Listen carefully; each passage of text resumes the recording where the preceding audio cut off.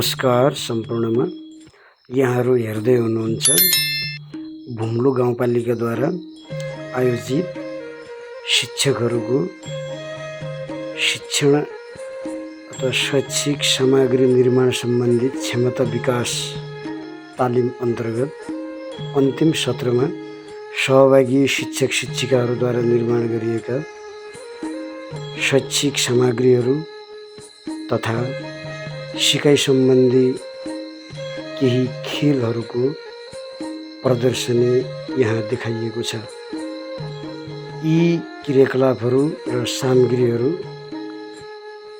विशेष गरी एलिमेन्ट्री लेभलका तल्लो कक्षाहरूका विषयवस्तुसित सम्बन्धित रहेका छन्।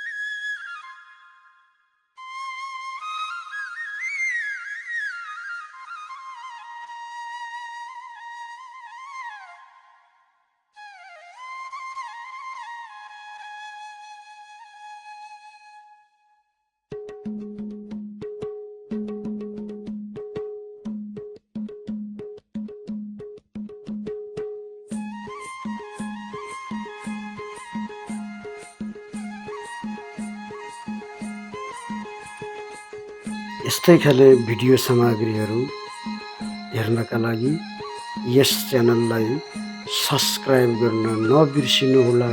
धन्यवाद।